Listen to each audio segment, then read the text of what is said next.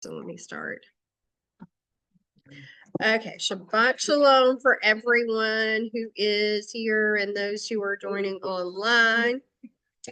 Glad we could get together. This week is a doozy. So I'll just say that up front. It is a doozy. It is called Vayetze. And so it starts in Genesis 28, 10 and goes through 32, 4.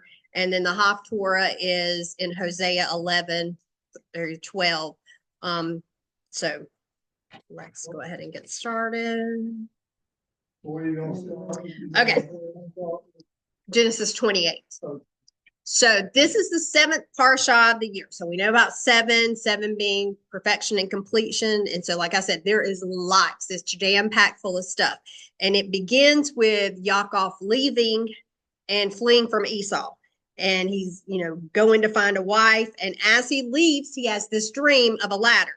And then we know that Yaakov arrives in Padan Aram. He marries Leah and Rachel. And then we see the birth of 11 of his sons, or 11 of his children. Well, actually 12 plus 9, 11 sons and Dinah. And then we encounter the strange incidents of working for the sheep. And as we go through this parsha, like I said, there's a lot here, and I try not to get too carried away. Yep. So I do want us to go back to the end of last week's parsha as we begin, because it's actually linked with what we start in verse 10. So let's go back a couple of verses to verse 7. Okay. 28:7. And it says, and that Yaakov had listened to his father and mother and had gone to Padan Aram. And in verse 8, we see that Esau also saw that the Canaanite women did not please Yitzhak, his father.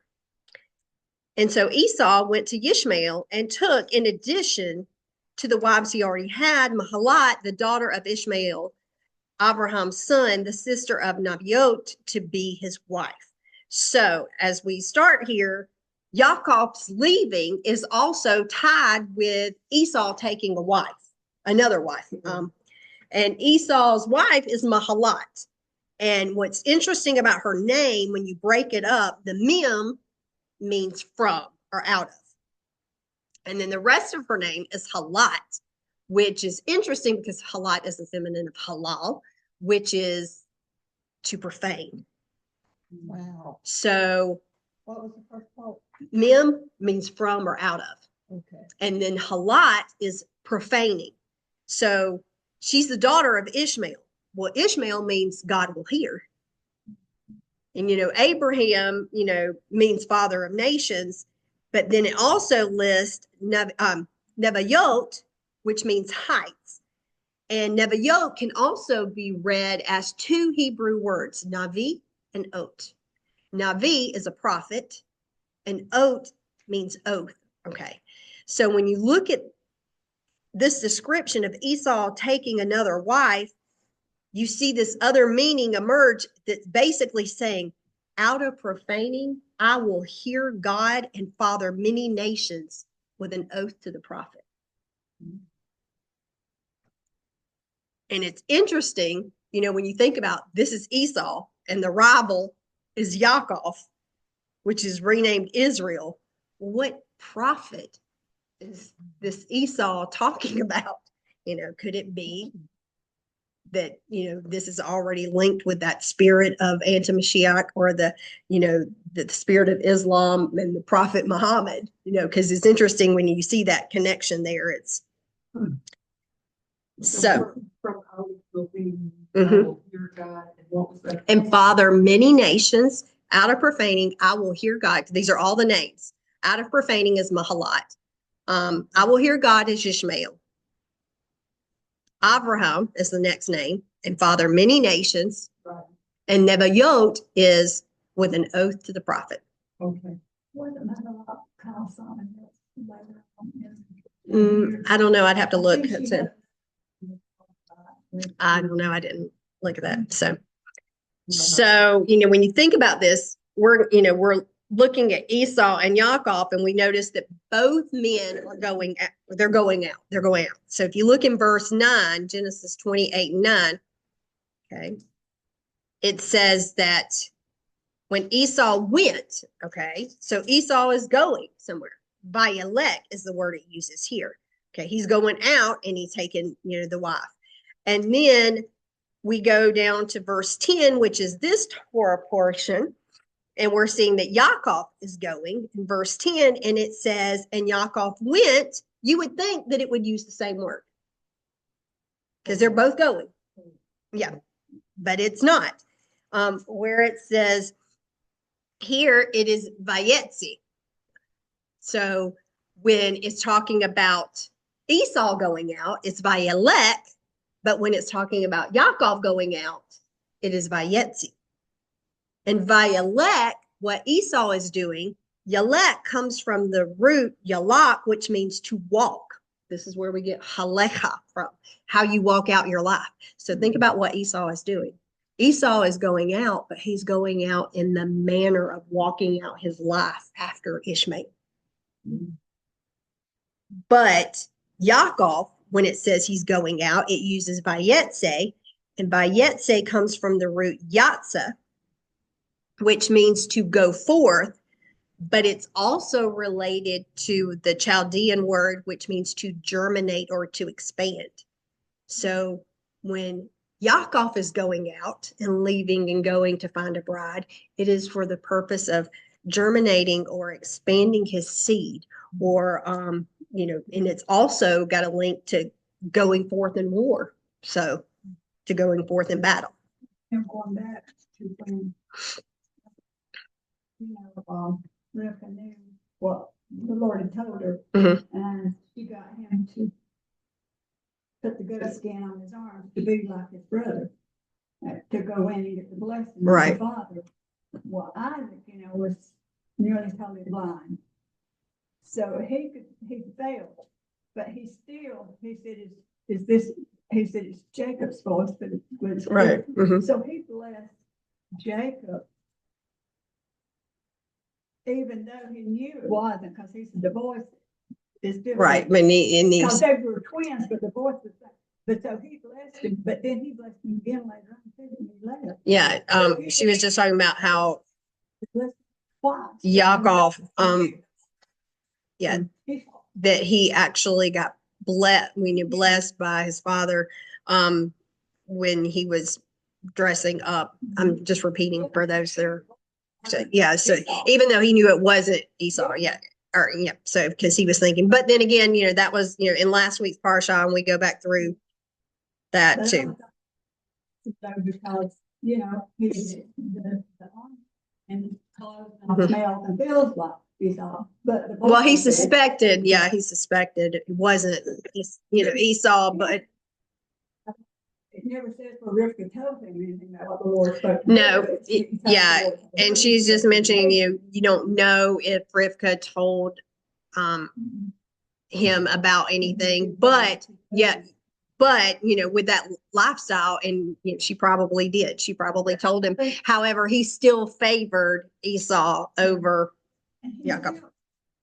There was nothing about the land there. Now, see, it's Abraham, Isaac, and Jacob. Well, later on he gets a blessing. No, that first one did not. So yeah, later on he does say something about the land. Okay, so when we look at Yaakov going out, it is for a specific purpose, to achieve a goal, and his purpose was to bring back a bride and to lead someone out of bondage. Well, he's leading out the bondage, the captive, his bride. Okay.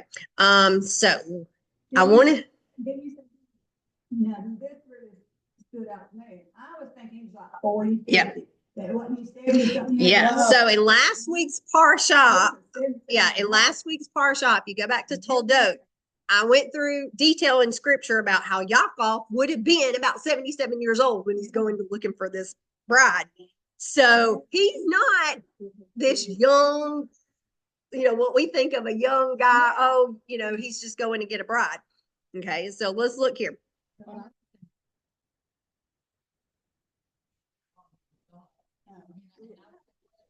He's gonna, yeah, it seems like he's already, okay.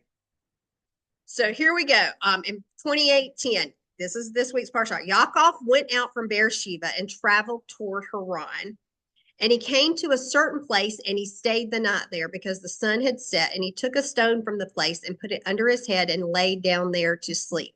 Okay, so I want to stop. Well, yeah, let's stop here. Okay, so first of all, he goes to the place, Hamakom. Okay, and not going back through everything in previous parshas, but the place is not just a place. It's the place. This is the place where Yitzhak was bound. This is the place where the temple would later stand. And so here it is where Yaakov is beginning his walk and his journey at the place where basically the sacrifice would have happened. Okay. So this is Jerusalem. This is where the temple is going to later be. This is where, when you think about later, right there at it is where Yeshua would have been crucified. And it was God's appointed time for him. Yeah, it was.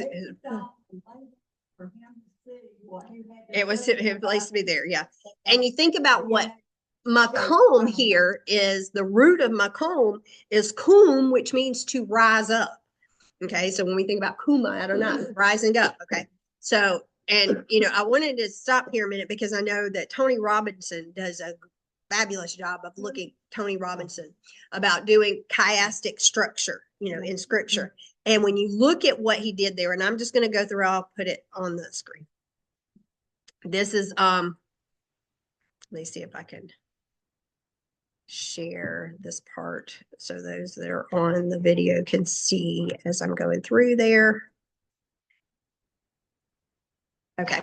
So when you look at the chiastic structure, the verses match up. So if you're starting in 28:10 through 12, it is talking about the exile from the promised land. He's leaving he's going out. And then if you go down to chapter 32, verses 1 through 3, those verses are talking about a return to the land. So they're going together. And then you've got the next part, chapter 28, 13 through 22, is talking about a pillar, a reminder of Yah's faithfulness. And it parallels with Genesis 31, 45 through 55, which is talking about a pillar and a reminder of his agreement with Laban. So both of those are going together. You remember, I'm working my way down. Okay, so the next part is Genesis 29, 1 through 35, is talking about Yaakov working for Rachel and Leah. And then in the parallel part would be Genesis 31, 1 through 42. Yaakov suffers under Laban, laboring for the brides. Okay, so those two are going together. And then you have Genesis 30, 1 through 22, where Yaakov is proliferating abundantly, and it is going with Genesis 30, 25 through 43, and his flocks are abundantly reproducing. So you got both of those going together.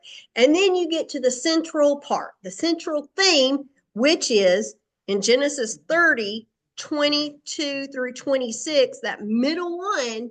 All the others are pointing to that one that's in the center. And this is talking about the birth of Joseph. So that whole section, you've got parallel points, but then what's in the center? The theme is the birth of Joseph. And so that's really interesting because it is after this part that we really start seeing about the life of Joseph from the rest of Genesis. So, but the central theme here is pointing to the birth of Joseph, which we know Joseph is, thinking about this righteous line, but Joseph is a type and a shadow of the Mashiach. So now, and before he leaves, what happens? He has this dream. Okay. So before he leaves, he's given the comfort of leaving, because you got to think he's running from his brother. He's running from Esau. And now, he's basically in fear of his life, and Yah is giving him comfort in the form of a dream. So verse 11, I'm going to go back through, and this is where we start. Okay. Well, verse 12, he dripped there. Before him was a ladder resting on the ground with its top reaching to heaven. And angels or malachim of Yah were going up and down on it. And then suddenly Yah was standing there next to him and said, I am Yad-Heh-Vav-Heh. The Elohim, I know, I mean, I get to that. The Elohim of Abraham. Okay. Your father and the Elohim of Yitzhak. The land on which you are lying, I will give to you and to your descendants. Your descendants will be numerous as the grains of the dust of the earth. You will expand to the west and to the east and to the north and the south, to the four corners, By you and your descendants, all of the families of the earth will be blessed. Look, I am with you. I will guard you wherever you go, and I will bring you back to the land because I won't leave you until I have done what I have promised you. So that is the promise of that's a promise. Families are blessed. Well, they're blessed through the seed of Abraham. They're blessed through the seed of Abraham. What happens to the seed of Abraham? They are dispersed throughout all of the nations of the world, and through that lineage comes what? The Mashiach. But, one thing I want to think about here is let's go back and look at what happens. Yaakov lays his head on a stone. Well, that ain't a logical thing. I don't think I would want to lay my head on a stone and sleep. But the Hebrew word here for stone is me'aveni. Me'aveni. And the root of that is avin. Okay. Avin is a contraction, we've said this before, of two Hebrew words. Av, which is father, and Ben, which is son. So this stone that Yaakov is resting on is a picture of the father and the son. Okay. Yeah, and think about what he's doing. Yaakov is actually putting his trust in the father and the son. Yeah, Rabbi Chaim Richmond. Mm-hmm. In his teaching, I listened to yesterday, and he talks. That's what he talks. Yeah. He said that it's the DNA, like a scroll. Oh, yeah, I'm going to go there. Okay. But he said the angels was plural because there was two going up, two coming down, and he said, like he said, it was God, and he said in the Hebrew where it said they were going up and coming down, they were coming down that in Yaakov, his DNA, the DNA. Okay. Coming down. So she was talking. It says in Hebrew, but it don't say it in our English. Okay. So she was just talking about the ladder, and we're going to get that, and I'm going to show you something that I created using AI. So I did that yesterday. Created on AI. I want to show you that. So let's look at this. Wait a minute. First, think about, before we get into that, let's think about where this stone comes from. Where is he? He's at the place where Yitzhak bound Yaakov. That was the altar. So he had to take stones from the altar, which is where this Abraham built this altar to sacrifice Yitzhak. Most likely that's where they came from. If you go back to Genesis 22 and verse 9. Yeah. So, yeah, if you look at 22 and verse 9, and it says that they came to the place that Elohim had told him about, and Abraham built the altar there, and he set the wood on it in order, bound Yitzhak his son, and laid him on the altar on the wood. So this is where we see, he had built this altar, and this is the place where Yaakov is now. Now, when we go back to the Parsha where it says, depending on which version you were reading in Genesis 28, in verse 11. Oh, I'm going to get there, but I'm going to go to somewhere else. So what? Yeah. Okay. So,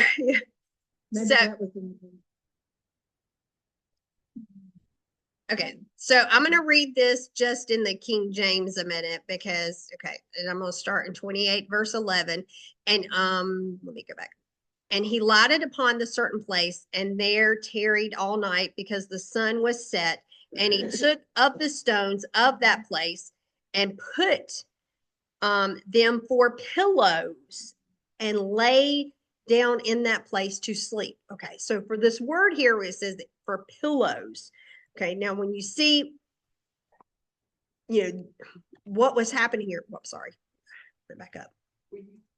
I mean, I'm just thinking you can't end up like rock, Right. for a pillow. Yeah, you're not going to do the rock way up there. You're going to have to lay them out. Yeah. Mhm. Yeah. Yeah. So when you think about this word pillows, it is marashatav. Okay. Marashatav. Ma. Okay. That's from rosh is head. Okay. So you think about the word pillows here. Now, it also is plural. So it is not one stone. Well, we know that Abraham made this altar with multiple stones. Tradition says there were 12. But they worked as one unit. All of those stones became one altar. So think about this picture. If they were 12, it's a picture of all the tribes working together as one, being in unity. They were unified. They were hot. It was as if they were one stone. So this could be a picture of the 12 tribes coming together as one. And this is who? Yaakov, who is the father of the 12 tribes. I'm getting there. No, okay. It doesn't say it placed it under his head. It says when you look at where Bereshit, it is pillows. It is literally that they are placed at his head, not under his head. So it could be around his head. So if you think about who this is Yaakov. Why would he feel the need to put a hedge around his head? Yeah. And so think about why was he trying to protect his head? Because remember back when he was born. You remember in the womb, these two nations were fighting even in the womb. And he came out with his hand on his brother's heel. Well, people take that, oh, well, he was trying to pull him in. No, he's protecting his head because Esau, was trying to kick his head. So think about, he's leaving Esau. He's afraid of Esau's going to kill him. And so now he's building up this around his head, because what is the prophecy? Go back to Genesis 3, that from the seed of the woman, who was going to crush the enemy. Well, this is the righteous seed. Now, it also, like I said, this word for pillows suggests, because it says pillows is plural, when you look at it, even in Hebrew, it's plural, that they were heads. Well, if you wouldn't have heads, but he is the father of the heads of the 12 tribes. So this stone is basically protecting, even though there are multiple stones, they're working together as one, and it's protecting the tribes. And that may think about in John, let's go to the Brit Hadashah, in John chapter 11.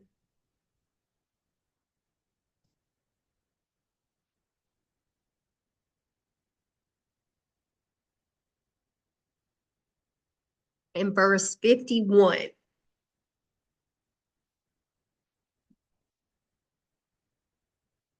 John Yochanan 11:51 says, now he didn't speak this way on his own initiative. Rather, since he was Kohen Gadol that year, he was prophesying that Yeshua was about to die on behalf of the nation, and not for that nation alone, but so that he might gather into one the scattered children of Elohim.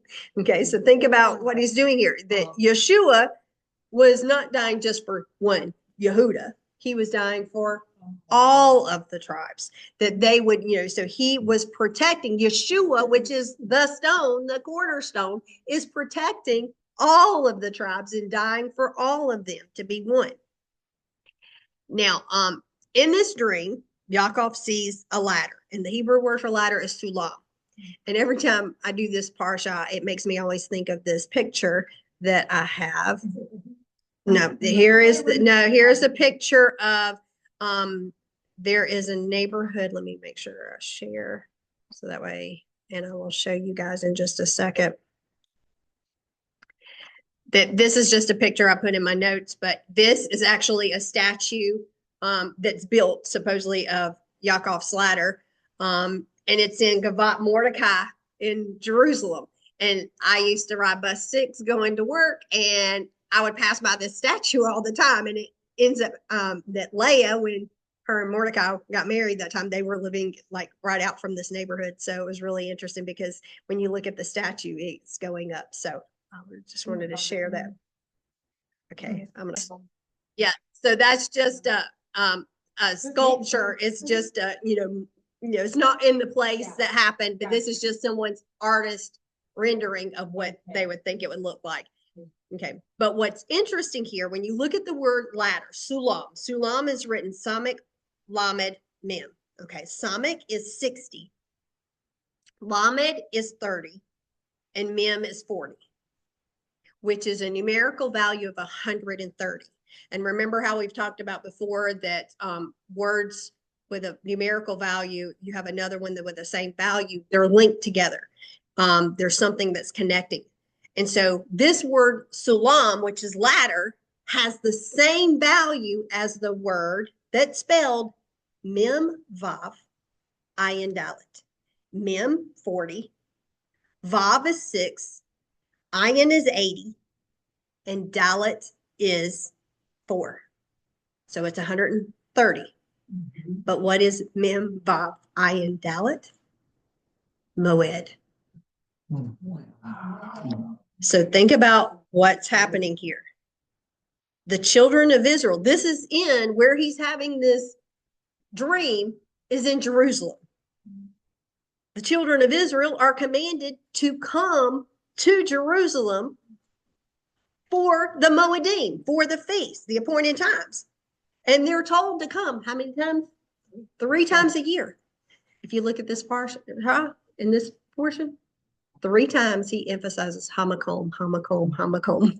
So, and this is exactly where Yaakov is having this vision. So hamakom, it's, so we've got the word ladder, which is sulam, is the same value as the word moed, appointed times. But it's also the same value as coal. Mm-hmm. Where to go up to. Everything comes back to Jerusalem. Everything comes back to Jerusalem. Yeah. That's why Scripture talks about Yah's are always on. Yeah, Yah's eyes are always on this. So when we think about this here, okay, coal, kuf lamed, kuf is 100, lamed is 30, is the word for voice.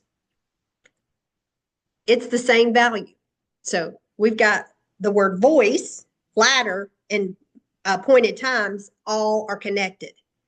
Well, the ladder is the voice of our prayer that's basically going up to Yah. It is going up from the heart of man on this world below to the world above, reaching Yah who's at the top. So that's what part of what the ladder is, our prayer. Think about us voicing that going up. Okay. There is actually in Judaism, Arizal wrote, and I've got this quote that I'll put in the notes. It says, while the wondrous journey of prayer reaches the highest heavenly realms, it begins in this physical, the lowest of all worlds. And accordingly, when one prays with proper intention, his prayers are likened to a spiritual ladder, complete with all of its rungs. And as a person prays, his soul climbs the ladder, rung by rung, ascending higher and drawing closer to the more sublime realms above. And since the revelation of God's light is far more intense in the upper worlds, the experience of prayer is a great help in refining and purifying man's soul. So, Arizal, and I actually put the quote in the notes so that way you can see it too. But that's, another way to look at your prayer. It's our prayer is a connection. To the heavenly realm. Our soul connects to his by our prayer. So so when you think about tefillah, when you're praying, it is, you're praying with intention. It's like you're climbing that rung, drawing closer and closer to him. Like something, the prayers of the incense of the prayers. The incense, yeah, or that, like the incense rises up. Our prayers are like that incense that's rising up. All spiritual blessings in places. Yeah, all spiritual blessings in heavenly places. Yeah, that's our prayer. So think about here, the ladder, the sulam that Yaakov sees connects heaven and earth. It is connecting us.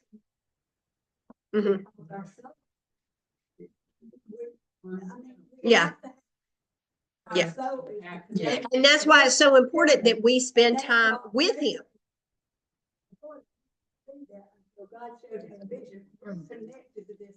Yeah, we need to spend that time in prayer. Yeah. And it's, yeah, she's just talking about how important the prayer is and drawing our connection to them. Well, I'm sorry, I got to repeat because they can't hear you. So, yeah. So, and I'm recording it. So that way. Okay. Now, another 130 is a connection here with the word Sinai. So, Samik is 60. Yud is 10. 50 is Nun. And Yud 10. So, Sinai is another 130. So, we've got ladder, we've got voice, we've got Moed, and we've got Sinai that all have 130. So if you think about, well, what Sinai have to do with it? Well, it's at Sinai that the Torah was given.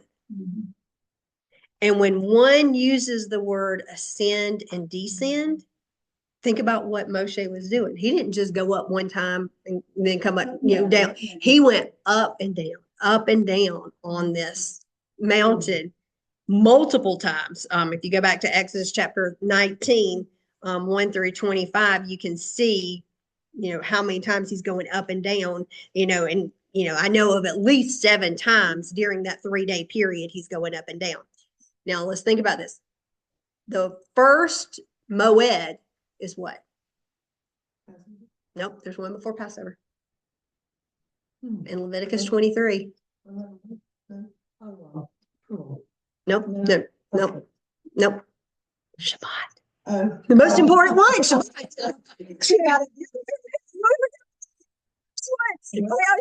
That's a trick question. Everybody's going through, wait a minute, Passover, no, unleavened bread, Shabbat. The first Moed is Shabbat. And so think about this. Our voice, our prayer, that's 130. On Shabbat, the first Moed, that's 130. Proclaiming his word that's given at Mount Sinai, that's 130. Is the ladder that's connecting us to heaven. So you think about the connection here. Our voice, our prayer on Shabbat and proclaiming his word at Shabbat is connecting us heaven to earth. Now, as we go in a little bit deeper on this, 28 verse 12. Okay, so Genesis 28 and verse 12. It says he dreamt that there was a ladder, that there before him was a ladder resting on the ground with its top reaching into heaven and the angels of Yahweh going up and down on it. Okay, so first of all, in English, it seems straightforward. There are angels ascending and descending on it. They're going up and down. But in Hebrew, the very end does not say, well, it says both. Okay, Malakim Elohim were ascending and descending both. Okay, bo means on him. Now, according to the Midrash, and I can did a link here. On this verse, it says this, and if you want to go to that midrash, it's in the essential Malachim Parsha Vayetze. I've got the link in there too, but it says that the angels of God were going up and down, not upon it, but upon him and Yaakov himself. Yaakov, through his deeds, regulates the divine flow from above, and the angels were going up and down on him, by him, and for him. And Yaakov is a ladder. And that'll be. Mhm. Also, But like, is that Malachi the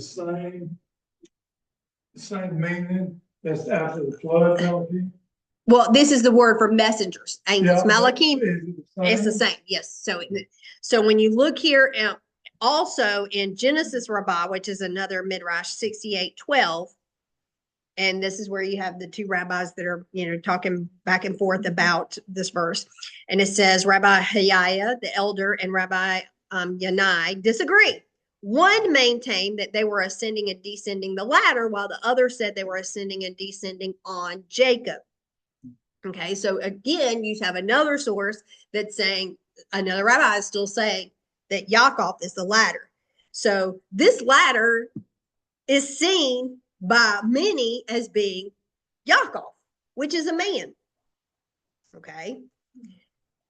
Now remember, if we go Genesis 1:1, where we see Bereshit bara Elohim et hashamayim ve'et haaretz, in the beginning, he created the heavens and the earth. When we look at that, we've said before that there is a connector between heaven and earth in that verse, that Vayetze, because we translate it as and, but they is the word and. So the connector is the Vav, Aleph, Tav. And Vav, like I said, is the word and. So when we look at that, this connector is the et, which is the rest of the word, which is Aleph and Tav. Well, Revelation 1:8, what does Yeshua say? Ani hu Aleph Betav. I am the first and the last, the beginning and the. So that's the Aleph and the Tav. So Yeshua is a picture of the ladder that's between heaven and earth. Yaakov, he sat under teaching all the time. He was in the camp with his mother. Mhm. He sat under the teaching, learning all this. But the Lord never appeared to him and never spoke to him. He spoke to Rivka. But never him until right now. Yeah, she's just talking about how, Yaakov was a man of the tents, which means he was, he was studying, he was a man of the word, he was studying Torah, but that, we don't really see him being spoken to by Yah until this point, really.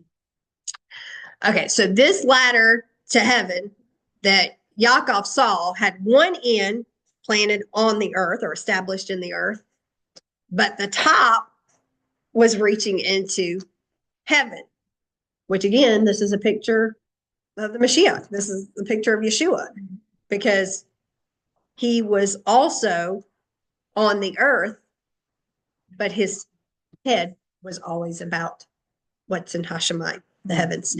Now, I wanted to go to John chapter 1, verse 51.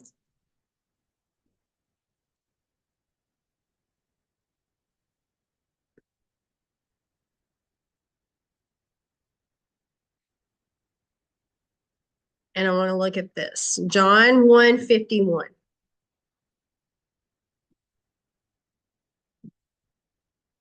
Okay, John 1:51. Then he said to him, yes, indeed, I tell you that you will see heaven open and the angels of Elohim going up and down on the Son of Man. Okay, so wait a second. Not only is this ladder a picture of, of a man, and some are saying Yaakov is going up and down, but now we see Yeshua saying that this is a picture of him and the angels going up and down. And, this made me think about the verse in Proverbs, and I'll just go there and read it for you very quickly. In Proverbs 30 and verse 4, it says, Proverbs 30 and verse 4, it says, who has gone up into heaven and come down? who has cupped the wind in the palm of his hands, who has wrapped up the waters in his cloak, who has established all the ends of the earth. What is his name and what is his son's name? Surely you know. And so, that's clear when you think about when it's talking about, well, what is his name and what is his son's name? Now, so think about this ladder. Yeah, they don't think about that one. This ladder is, we think of just, okay, it's a physical ladder, but it's also a man. When you think about us, how are we created or made? Yes, we're created from the dust of the earth, but how are we physically made? DNA. Okay. So we think about, so this is where we are. So I'm going to share this picture because I want to share, I'm going to share two different ones. One, this one right here, so you can see. So here is just a ladder, a DNA strand. But what happens to the ladder is it's twisted. Okay. So shared that on the video. Just a second. Okay. So think about this strand. This DNA structure is a ladder, and it's what makes up man. Okay. So wait a minute. Let's think about Yeshua. This in John says, well, wait a minute. He says, I'm this ladder. Well, Yeshua was a man, but he was also the Torah. So Yeshua is the living Torah, and this is also a picture of Torah. The ladder also represents the tree of life, because think about, as the tree of life, Yeshua is the head of the congregation. Okay, he is the head of the call, the assembly. And, in Proverbs, it says, we should be searching for the tree of life. The tree of life is Torah. And so when we look at this pictorially, the ladder is actually a picture of a Torah scroll. Okay. Because we're DNA. mm-hmm. We're all wrapped up in the word. Right. The word is all wrapped up. Yeah, the word. Yeah, we are. Okay, so we've got here, this ladder is a picture of a Torah scroll. So think about a ladder or a Torah scroll. You have two sides, the two posts, and then the center is the scroll. Okay. And the writing on each page, on the scroll, is like the rung of a ladder. So this is what I did. I actually went into and, just went and started playing around. I've never used AI before, but I did. And you put in what you want it to create. So I said, create an image of this, and I described it. And this is what it made. So this is the picture that I got and I played with. And so I'm going to put this up so that way you guys can see it. So let me move this up so you guys can see. So here we go. I'll turn around in just a second. So this is a Torah scroll. So you can see the two sides, the two posts, and then each line on the page is a rung of the ladder. Okay. So let me stop this just a second. Stop share. Mm-hmm. So that was just, like I said, an image that I used AI to create there. So when you look at this, that, each rung is the word on that. And so Yah's Torah or word is a source of life. It's a ladder that's likened to a tree. And you think about John 1 where it says he is the word. Well, wait a minute. Well, he is the word. Yeah, he is the word, but the word is also a ladder. And then here is Yeshua. He is the word made flesh. He is a man, which is also a DNA. It's twisted. And, he was both the written Torah and the living Torah. And what? He was hung on a tree. Wow. And he's the tree of life. So think about the concepts we see from this. We've got Yaakov's ladder, which is a tree. And we've got the word of Yah, and Yeshua, picture of Yeshua on a tree, which is also eternal life. And there's only one way up, one ladder, the way to the Father, and it's a Torah scroll. So you think about all of this here, that what it's showing with Yaakov's ladder, what he's revealing, there's only one way, and it is a picture, it's a foreshadowing of Yeshua, but it's also taking you back to Torah being the tree of life. And here it is before Torah was literally given to Moshe, but Torah was given in the garden to Adam and handed down. Mhm.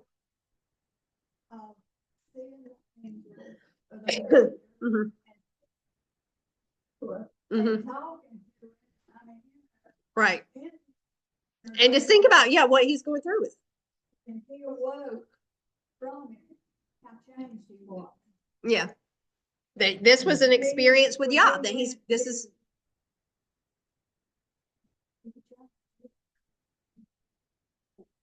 Yeah, there was a change here. And so think about too, what's also interesting with these spindles on a Torah scroll. We don't think about what they're called, but they're given a name. In Hebrew, the spindles, the two posts that the Torah is wrapped around, is called Etzei Hayim, trees of life. And so Yeshua is the ladder. He's the Torah. He's the only way that's connecting us to the Father. He is the tree of life, but he is also the Torah. So the Torah is a tree of life. Now, I spent a lot of time on just the ladder, but I want to go on to Genesis chapter 29. And in chapter 29, we're going to start continuing his journey. Yaakov came to the land of the people of the east. And as he looked, he saw a well in the field, and there were 3 flocks of sheep lying there next to it, because they watered the sheep from that well. The stone on the well's mouth was large. And only when all of the flocks had gathered there would they roll the stone away from the opening of the well and water the sheep. And then they would put the stone back in its place on the well's opening. Okay. Mm-hmm. All right, well, wait a minute. It says when he arrived in the land of the east, that wasn't the Canaanites, was it? No, the Canaanites were west. So the people of the east, I tried searching out. Well, he's going to Padam Aram. No, this is where, where he's going. Padam Aram, this is to the east of where he was. So this would have been Mesopotamia. This is when you're thinking about, Mesopotamia, you think this is where. People of the east. Yeah. And so when you think about what he's doing here, that when we see that Yaakov arrives at the well, there were already 3 flocks of sheep by it, and there was a stone covering the well. Okay, which I think is interesting that there were 3 flocks, because here you've got 3 denotes equilibrium, but it's also witnessing unity. Okay, so then we go to in Genesis 29 and verse 4, it says, and Yaakov said to them, "My brothers, where are you from?" And they answered, "We're from Haran." And he answered, "Do you know Laban, the son of Nahor?" And they said, "We do." And he asked them, "Are these things going well with him?" "Yes," they answered. "And here comes his daughter Rahel with the sheep." And he said, "Look, there's still plenty of daylight left, and it isn't time to bring the animals home. So water the sheep, then go and put them out to pasture." And they answered, "We can't, not until all the flocks have been gathered together." And they rolled the stone away from the opening of the well, and that's when we water the sheep. And while he was still speaking with them, Rahel came with her father's sheep, because she took care of them. And when Yaakov saw Rahel, the daughter of Laban, his mother's brother, and the sheep of Laban, his mother's brother, Yaakov went up and rolled the stone away from the opening of the well and watered the flock of Laban and his mother's brother. So Yaakov first inquires about Laban and his family. When you look, first of all, in verse 5, it says, Laban is the son of Nahor. But not really, because Laban is actually the grandson of Nahor. Yeah. But this is another thing about understanding the culture, because, when you emphasize, he's emphasizing the lineage, but remember how we talked about in previous parshas that son and daughter can also mean the grandson, granddaughter. Yeah, yeah. So it's generational. Yeah, we're talking about emphasizing the lineage. So he's talking about, because probably there are multiple names, people who have the same name. They didn't have the last names like we do. So when he's saying Laban, well, which Laban are you talking about? Oh, this is the Laban that's the lineage of Nahor. So, and Rahel arrives with another flock. So now we've got 4 flocks. What we think about 4 is Dalet in Hebrew, the door. So it's a picture of the door, the path, the way, the door. So, and we see Rahel here with a flock. So we see another picture of a ladder and a portal to heaven. Now in verse 9, we think it's interesting that she is a shepherdess. It says she's a roah, okay, and roeh is shepherd.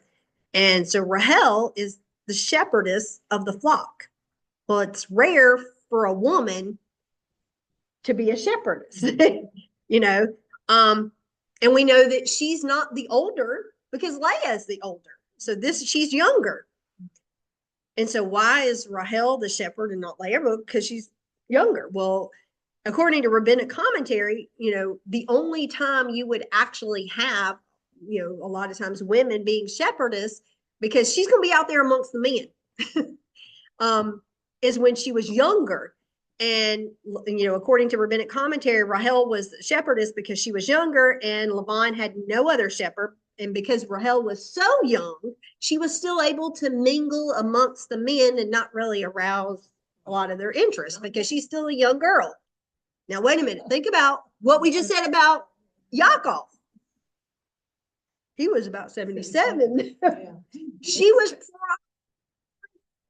little younger, 12, 13 at this time, being a shepherd, which is, yeah, you're looking at it today and we're going, wait a minute. Tend to forget that, okay, Yaakov's mother, that was her brother, remember? Yeah, that was his uncle. Yeah. All the presents, and so they were rich because. Yeah, they were rich. Yeah, they said. So they were rich. Yeah, they were well off compared to some of the others. And she had jewelry, clothes, and he brought, Graham servant brought. Yeah, to her family. she had servants. But you never knew anything about the mother. So Yeah. So when you think about here, probably around 12, 13, she wasn't very young. She was young enough to still not really arouse a lot of their interest. That's yeah. And usually it's before they have their menstrual. Yeah. So, and you think about the reason these wells were covered with a stone was because they wanted to keep people from falling into them. You want to keep the water from becoming contaminated. So, and usually the stone was pretty heavy, and that's why they waited on all the flocks to get there before they would remove it. Now, here's another picture. It's only when all of the shepherds were gathered together that they would water the flocks. But remember, a stone, Evan, is the Father and the Son. This is a picture of Yeshua. So he is the lock on the well. Well, what's the well? The living water. So, yeah. And so when you think about here, the stone can be seen as a lock that prevents those that are authorized to use the water to get it. But it's Yeshua HaMashiach who can unlock the water, unlock the Torah for us. He's the one who shows us how to interpret it correctly, which makes you think about Matthew 5:17, where it says, I didn't come to abolish the Torah or the prophets, I came to complete it, which remember, complete it is also fulfill it. Fulfilling is not meaning do away with. Yeah, it is, when you abolish it, you're misinterpreting it. When you're fulfilling it or completing it, you're interpreting it correctly. So, and usually that stone was very heavy, so it took multiple men to move the stone. And so this is also a picture of, when all the shepherds, when all the flocks are gathered together, they would be able to water the sheep. Well, and Micah 2 says, I will gather all of you, O Yaakov, and bring back the remnant of Israel and put them together like a sheep in the fold, like a flock in the midst of their pasture. They're being noisy, being men. And so think about, it's like when all the flocks come together, then he is going to unlock that and water them when all of the 12 tribes are coming together. So that can be also a prophecy. Yeah, it's a prophecy. Yep.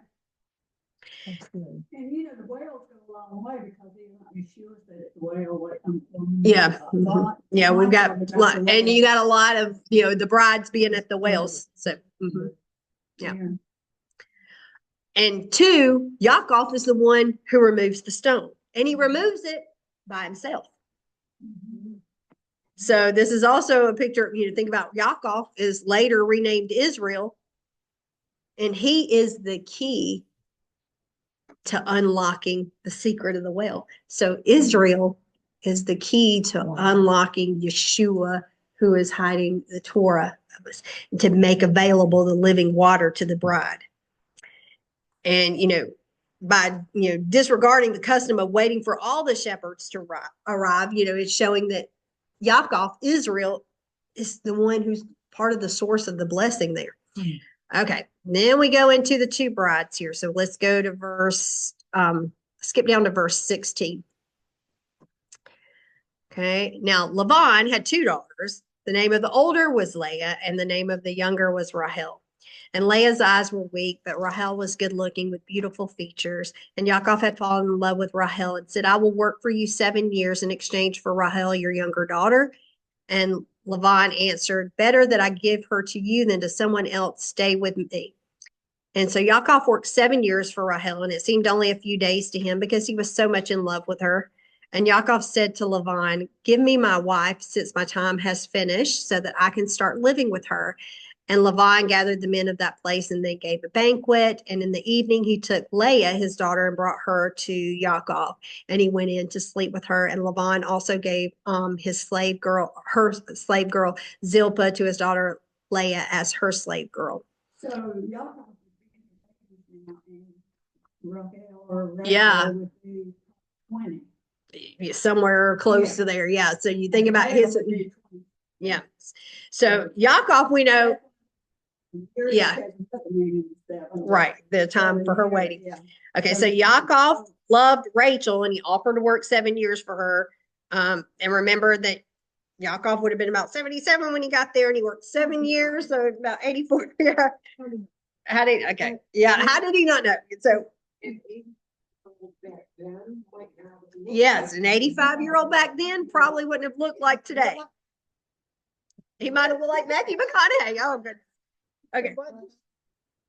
Looked like Matthew McConaughey is what she said. And so think about this. And, when I started looking at this, and I was thinking about, we just read in previous Parshas about Yitzhak going and the Abraham going out and sending Eliezer to look for a bride for Yitzhak. Okay. But there's a big difference between Eliezer going out looking for a bride than what Yaakov does here. Yeah. Because remember that Yaakov, when he's going out looking and he sees Rachel and she's beautiful, whatever. But when Eliezer went in search of a bride for Yitzhak, he looked at the character of Rivka and he prayed to Yah for guidance. But we don't see Yaakov pray here. What we see is Yaakov goes by sight. Because the first thing it says about him is that Laban had 2 daughters, the older was Leah, the younger was Rachel, and Leah had weak eyes, and Rachel, she was beautiful, lovely, and formed. So he's going by the looks here and not the description of the character.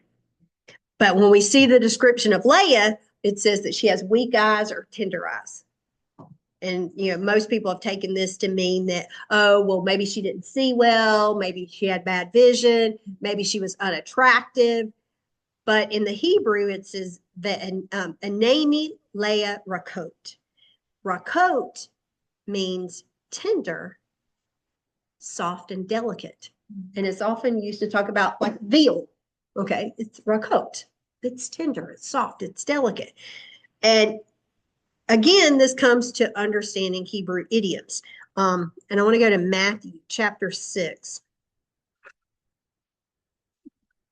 Matthew 6 and verse 22.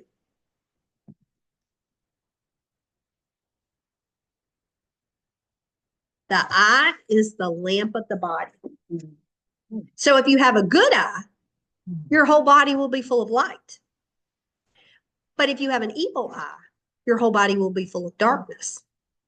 If then light is in you, the light in you is darkness, then how great is the darkness? So think about that. Wait a minute. It's talking about the eye, but the whole thing about the good eye and the evil eye, it's based back in Torah. If we go back to Deuteronomy 15 and 9,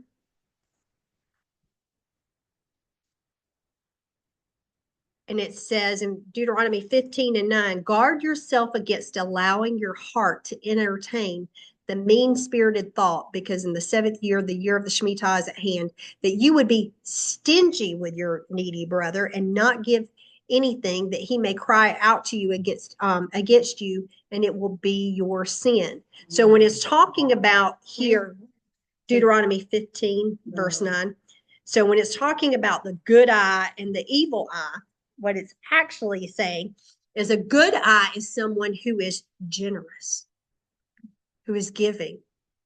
An evil eye is talking about someone who is greedy or stingy. Well, it's the same in talking about Leah when she has a tender eye. A tender eye is someone who's compassionate and caring for others. So when he looks out and he sees Leah, Leah is compassionate and she's caring for others. And it's talking about she's got tender eyes. Well, why? What happens when people are very compassionate? What do? They cry a lot. They're very, you can see their emotion. And so she's got tender eyes. She's compassionate. Sodom and Gomorrah had the even. Yep, they didn't help. And so when you think about Eliezer is looking at the character of Rivka, but Yaakov isn't looking at character here. He's going by the physical. Okay. Yeah. You wonder, what she got. Yeah. And what's interesting is think about he worked 7 more years for Rahel, and then he ends up having to work 6 more for the flock. So he works a total of 20 years for Laban.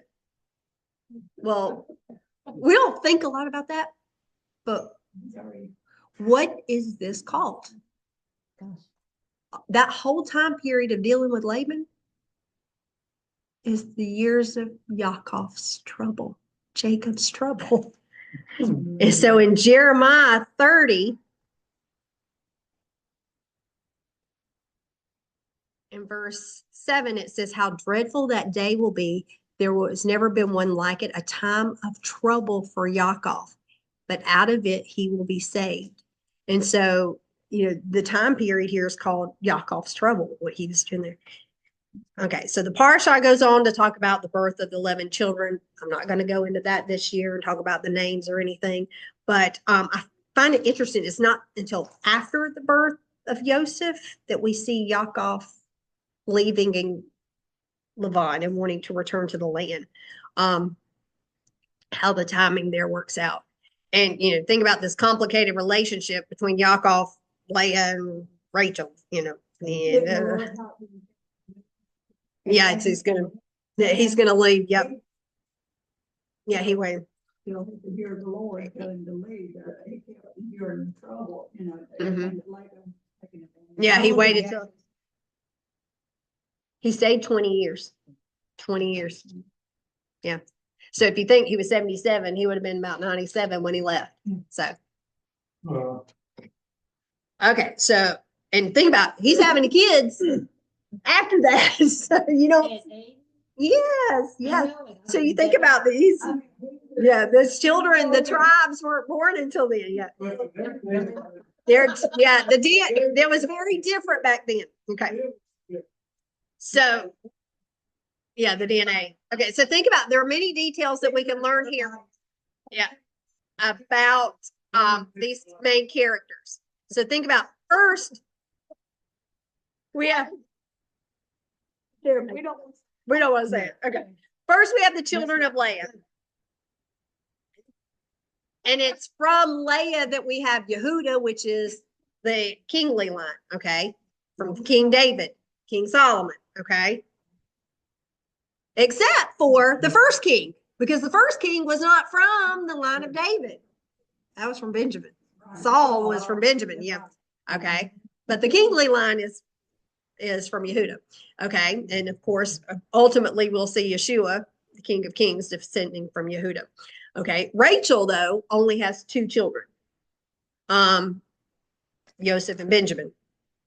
And the remaining of the chapters of Bereshit focused on Joseph, her firstborn. But then we find ourselves, Leah sons and Rachel's sons, and you've got basically this conflict going on between these Leah's sons and Rachel's sons.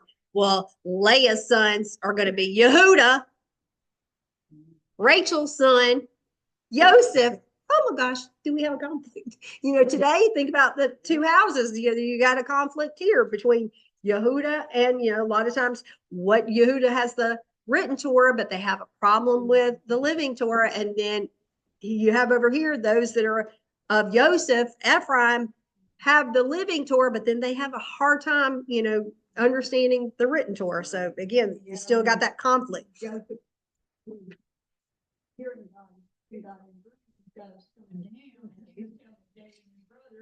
Yeah, So that's there's more conflict. Yeah. So, and then you think about, well, okay, wait a minute. There's a time here where Leah and Rachel are not having kids, and then they throw in Zilpah and Bilhah. Yeah. Okay. So then when it talks about them having children on their knees, that's basically another way of saying surrogates. Yeah. Well, they don't have surrogacy like we do today. They go in and do artificial insemination. How did they do it? He had to sleep with the other woman. That's how he did it. Yeah. So you think about so that's when he talking about. That's why she was named this. Yeah.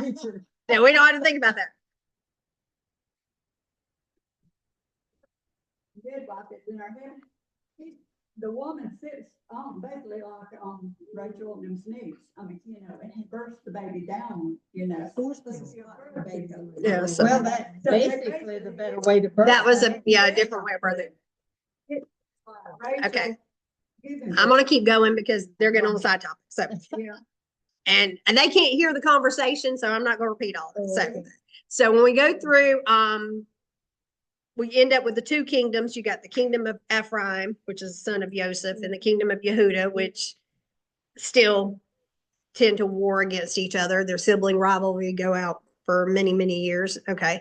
And it starts with Rachel and Leah here and continues on. So let's go down to chapter 30, Genesis 30.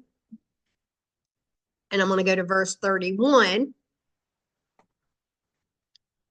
And Laban said, "What should I give you?" "Nothing," answered Yaakov. "Just do this one thing for me. Once more, I will pasture your flock and take care of it. I will also go through the flock and pick out every speckled, spotted, or brown sheep, every speckled, spotted goat. These and their offspring will be my wages. And I will let my integrity stand as a witness against me in the future when you come to look over the animals constituting my wages. Every goat that isn't speckled or spotted, every sheep that isn't brown will be counted as stolen by me." And then Laban replies, "As you have said, so be it." So he was looking for it. So think about, first of all, whose idea is it to work for the sheep? Yaakov's, okay? Who are the sheep? We are. Think about, we are the sheep. Isaiah 53:6 says, all like sheep have gone astray.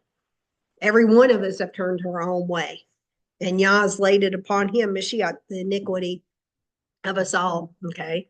And in John 10:15, it says, that he lays down his life for the sheep. So he's laying down his life for sheep. So Yaakov's wages are going to be the speckled, spotted, the dark sheep. and goats. So Okay, think about, yeah.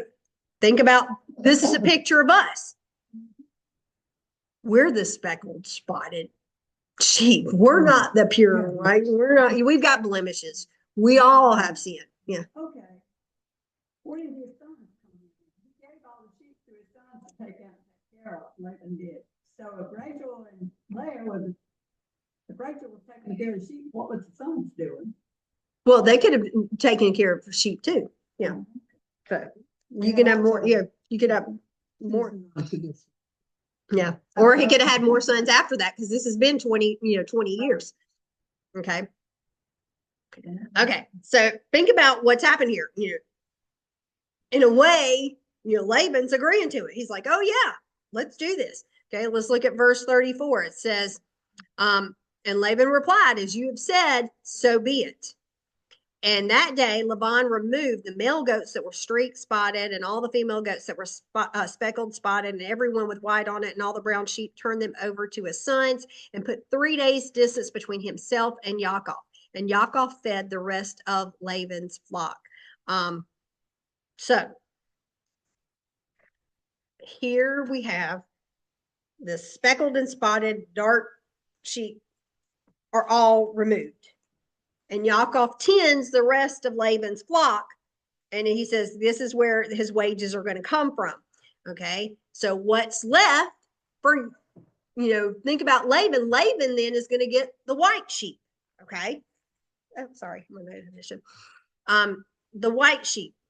Well, Laban means white. Okay.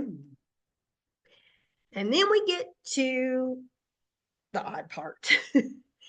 Okay, verse 37. And Yaakov took fresh cut branches from poplar, almond, and plane trees and made white streaks on them by peeling off the bark. And then he set the rods so that he had peeled upright in the watering troughs, so that animals could see them when they came to drink. And since they had bread when they came to drink, the animals mated in the side of the rods and gave birth to streaks, speckled and spotted young. And Yaakov divided the lamps. Okay, so okay, it seems like it's something strange because yeah, it seems like yep. And here, at this point, Yaakov about 97. He's been around animals a long time. Okay, he's been tending the flocks for a long time. He would know about their patterns.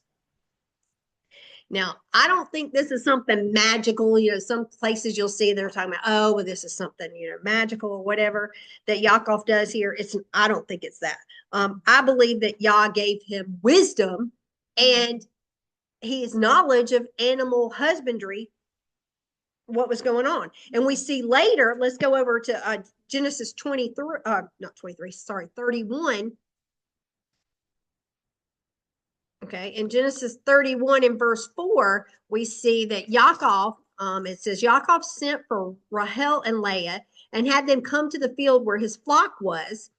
And he said to them, I see by the way your father looks that he feels differently toward me than he did before. But the Elohim of my father has been with me. And you know that I've served your father with all my strength, and that all your father has belittled me, has changed my wages 10 times. But Elohim did not allow him to do me any damage. If he said the speckled and spotted will be your wages, then all the animals gave birth to speckled and spotted young. And if he said the streak will be your wages, then all the animals that gave birth to the streak young. And this is how Elohim has taken away from your father's animals and given them to me. So I think, he's telling them now that Yah had revealed to him the speckled and spotted. That's the ones you need to take. And that as well as revealing to Yaakov that he was going to perform a miracle here. Because what we don't see is that what's happening is, again, going back to genetics. Okay. That, Yaakov reveals to Leah and Rachel that this Melech of Yah had told him the speckled and spotted. Okay. For sheep to be speckled and spotted, they have to have a recessive gene. Okay. And when you look at genetics, it's less likely to have the recessive trait. And most of you may not remember science, but the Punnett square about traits and stuff. Okay, so here I'm going to share this picture from the notes here. Okay, so this is a Punnett square. Okay, and I'll show it to you guys in just a second. And the Punnett square, the capital N's are the dominant gene. The lowercase n is the recessive gene. So if you look at the box, in order to get the recessive trait, speckled and spotted, you have to have both parents contribute the recessive gene. But if you've got, like, if you have a recessive and a dominant gene, like if I had a recessive and a dominant gene, I could give my recessive gene or I could give my dominant gene. But if I gave that dominant gene, then that kid's going to have the dominant trait. Okay. So that's a little mini lesson in genetics. But then you think about, so you carried the recessive gene. So when you look, it's only 25% chance that you're going to have that recessive. So think about what Yah's telling. Yah told Yaakov, choose the speckled and spotted. That's recessive. Well, yeah, Laban's jumping at it because the white sheep's going to be the dominant. I'm going to get all the white sheep. But now Yah saying, no, I'm going to bless you in this. This is going to be a miracle in this. And that Yaakov, also goes and he positions in front of the sheep in front of the watering troughs. Well, water is a picture of the word. Okay. And then he's peeling these rods of Lebanon, Luz, and Ermon trees. Okay. Those are the words in Hebrew. And these rods are peeled. So what is he doing? Yaakov is removing the outer covering to reveal what's inside. Okay, that Lebanon, that's the poplar. Okay, Lebanon lock is what it's called in Hebrew. Okay, it literally means fresh white. Lebanon is where the root of that is Lavan, where we get Laban's name. Okay, but Lavan is the false white, false purity. Okay, the Luz, or depending on which translation you're using, might say hazel or almond. Is the almond. Okay. And lose means to depart or turn aside. And then the chestnut, what's the other one used? Okay, yeah, the plane tree is the one that is the ermon, and it is from the root aram, which means to be subtle, shrewd, or crafty. So he's putting these rods up there. Now I'm going to come back to that. So let's keep going. Genesis 30, and I'm going to go back to 38. Okay. Then he set the rod so that he had peeled upright in the watering trough so that the animals could see them when they came to drink. And since they bred when they came to drink, the animals mated inside of the rods and gave birth to streaked, spotted, and speckled young. And Yaakov divided the lambs and had the animals mate with the streaks, speckled, and that's hard to read. And the animals mate with the streak and the brown in the flock of Lavan. He also kept his own livestock separate. He did not have them mixed with Lavan's flock. And whenever the hardier animals came into heat, Yaakov would set up the rods in the watering trough so that the animals would see them and conceive in front of them. But he did not set up the rods in front of the weaker animals. Thus, the more feeble were Lavan's and the stronger were Yaakov's. Okay, so again, this sounds like it's a weird thing to do with him putting those in there. And why are they mating in front of these rods? Okay, yeah. Okay, so now in verse 41, it says the rods were before the eyes of the flock. Okay. And in verse 39, we don't see the word eyes here in verse 39. Okay. In verse 39, it actually uses the word all, which means all, this is all hamaklot. okay? And that the flock is in heat or rutting all hamaklot on these rods, okay? Or against these rods, okay? And now, On the road. okay, Yaakov is not using these rods as a fertility symbol to try to get these animals to mate, but instead, he's using them like a fake phallus, Mhm. okay? Like a what? A fake phallus. I can think of- Mhm. no, Okay. no. So when he's sending them there, what's happening is the ones he wanted to reproduce, he would put before their eyes and they would mate. Okay.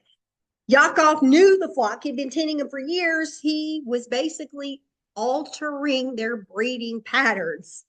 Wow. Okay. Because herders and veterinarians acquainted with breeding patterns of sheep and goats are aware that in estrus, when they're in heat, the females would be inclined to rub themselves on these trees and sticks. Think about deer hunters. What do? They go out, okay, they're rubbing their scent, okay. So this habit basically has given rise to the creation of what we call these artificial estrus detection mechanisms, which one of them is called the chin ball mating device. You want to look that up. But so basically what Yaakov was doing, he was using what animal breeders use today, to stimulate whatever.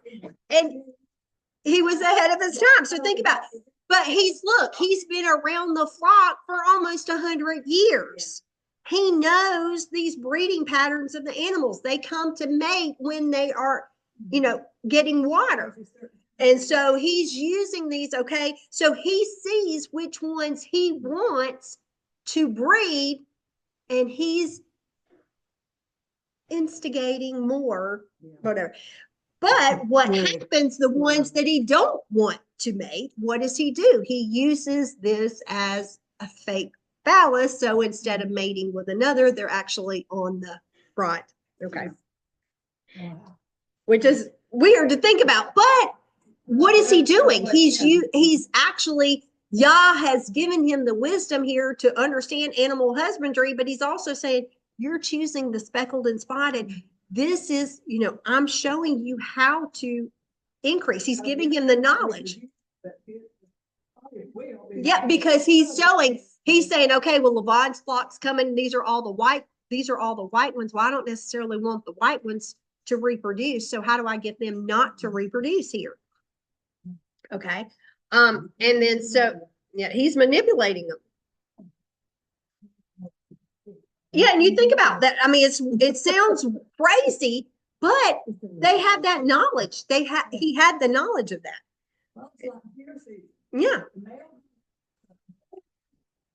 That's the only time they will mate with the does. If the doe will let them. Mhm. The does are pregnant during deer season. So if the person kills a deer, they don't know if they killed a doe that's got a deer in it or not, until they cut it open. Yeah, you think about, To dress it out, which we're done, there's baby deer. I said, why did it, but they only come in rows. Yeah, so you think about what's happening, yeah. And that's basically what's happening here. Okay, so Yaakov, in verse 40, Yaakov divided the lambs and had the animals mate with the streaked and brown in the flock of Laban. He also kept his own livestock separate, and he did not have them mixed with Laban's flock. So notice Yaakov flock didn't intermingle or mate with Laban's. He kept them separate. And so you got to make sure that they're totally, that's why they kept them in separate. Okay. Well, think about what I said earlier. Who is the sheep? We are. And so what was he doing? He's separating the flock. Okay. Wow. So think about Yaakov. He's caring for Laban's flock. He acquires Laban's flock, but Yaakov is also called Israel. If we're the sheep and he went into exile, he was here out of the land to do that. then what better way to describe us as speckled and spotted sheep that is living in the land of exile? Also, here's. And we're not the pure sheep. Yeah. Because to make them stronger for Mhm. ravens is getting weaker. And so, Because of the yeah. not Produce producing it. right. So we have spots, we have blemishes. And so in the exile of Yaakov, the speckled and spotted sheep are multiplying. Just as the house of Israel, Ephraim, had in exile is multiplied and given birth to speckled and spotted sheep. But under the shepherd of Yaakov, there's a distinction between Lavan's sheep and Yaakov, or Israel's sheep. Well, that was why I spoke to Abraham that Mhm. count the dust and the star, that would be more than that. Yeah, so the rain. Yep, there were going to be as the stars in the sky. So Lavan's sheep is that false white, that false purity. They're white on the outside only. But Yaakov's sheep, even though they're in exile, they don't really have an true understanding of their identity. They're not pure white, but they're the ones that are starting to see who Israel is. They're following their shepherd. Isaiah 64.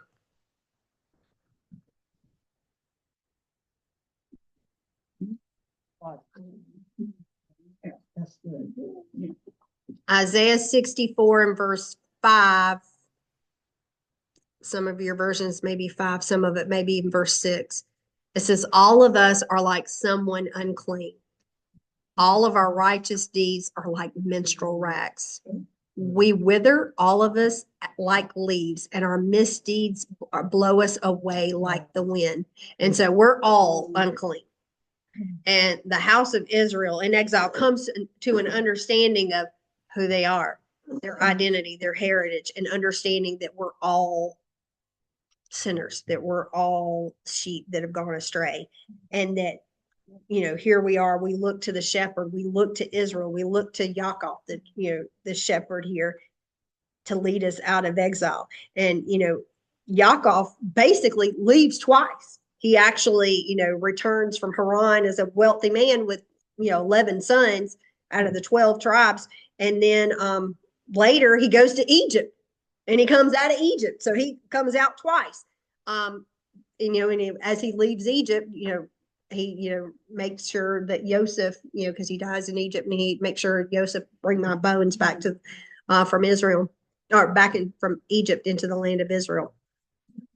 And that this is also prophecy with Ezekiel 37. And I'm going to go to this last part here. Ezekiel 37.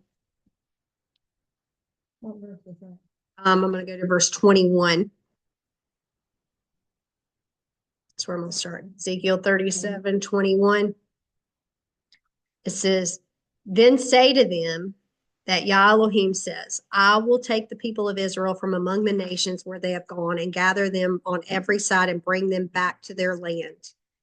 And I will make them one nation in the land on the mountains of Israel, and one king will be a king of all of them. And they will no longer be two nations, and they will never again be divided into two kingdoms.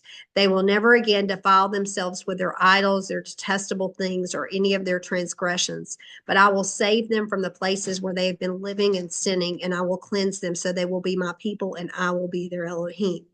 My servant David will be a king over them, and all of them will have one shepherd. They will live by my rulings and keep and observe my regulations.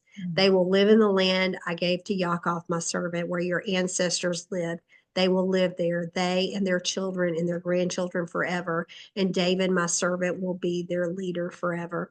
And I will make a covenant of peace with them, an everlasting covenant. I will give to them increase their numbers and set my sanctuary among them forever. My home will be with them, and I will be their Elohim, and they will be my people. So one day there's going to be one shepherd over all of the people. And we're going to dwell in the house of Yah forever. And Yeshua is that good shepherd. Just like Yaakov, though, he separates the sheep. In Matthew 25, in verse 31. It says, when the Son of Man comes in his glory, accompanied by his Malachim, he will sit on his glorious throne, and all the nations will be assembled before him, and he will separate people one from another as a shepherd separates sheep from the goats. The sheep he will place at his right and the goats at his left. And then the king will say to those on his right, come, you whom my Father has blessed, take your inheritance, the kingdom prepared for you from the founding of the world. For I was hungry and you gave me food. I was thirsty and you gave me something to drink. I was a stranger and you made me your guest. So, here he's separating those. And so Yeshua is going to separate the flock so that, we started out talking about and singing the song with, about the good shepherd and thinking about which flock are we going to be a part of? Are we going to be like Laban's flock that is the white on the outside only, or are we going to be the speckled and spotted, realizing that we're in need of salvation, that we're sinners and that we need to be cleansed, and that we need our true shepherd, our one good shepherd to lead us. So How many times we don't do for people, and what you just said, how we don't take care of their needs. yeah, and that's something we were talking about in previous parshas about how Sarah, that was her life, was one of being compassionate, one of helping others, that she had generosity, and that she was reaching out to those that needed, and that's something people today don't do as much of. They don't. So, but we think about people are just so concerned about themselves or whatever that you think about how many times do we think about doing something for others, and we're not as generous. Yeah, or we think about it and we don't act on it. Yep, that's it. So that's trying to make sure that I ended up with 5 people coming to my house one time because they didn't have a place to live. And I'm going, what I put, Yeah. but he's that way. Yeah. So Wow. Where so you open the door? Well, yeah, he and we opened should, the and door. that's Were they there all the same time?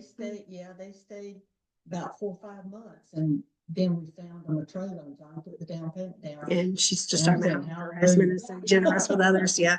And that's the thing, we need to be concerned about others. Yeah. So then about putting down payment down. Yeah. But he Yeah. does that. Yeah, He this was was- that- yeah, he she that was- way. Yeah, she's saying that he was generous with her. So yeah, and that's something we all should strive to do more of, and and be more we more hospitable toward others, and not only that, but to think about others. I mean, sometimes we think sometimes, oh, it has to be monetary or whatever. No, sometimes just a kind word, or sometimes you might be going to the grocery store or whatever and you're frustrated or whatever, just smiling at someone can change their whole day. That sometimes we don't think about it because we're just all it's all about me, and we're a rush society. Yeah, I've got to hurry up and get this, and yep, and so that's it. So Get into a situation, the people coming there to live, you have to really go to God first. Yeah. Because you can be took advantage of. I was taken advantage of.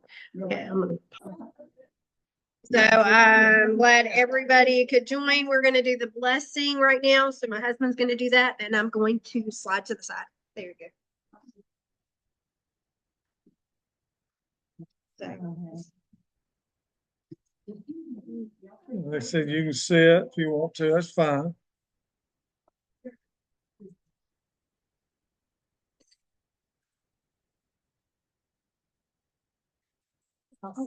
Okay. What happened to you I got a cramp in my leg. Listen, cramps hurt so bad. You can stand up, baby. You can stand up. It's okay. Okay, ready? Everybody ready? Everybody ready? Okay. Yemereka ka Yahava Verishmereha Yahir Yahava Penava Ileka Vehuneka Yes, Yahweh, Pinave Leka, Vayeshem Leka, Shalom. May Yahweh bless you and keep you. May Yahweh make his face to shine on you and show you his favor. May Yahweh lift up his face toward you and give you peace. Yeshim Yeshua HaMashiach, go in peace. Sar Salam. Amen. Shabbat.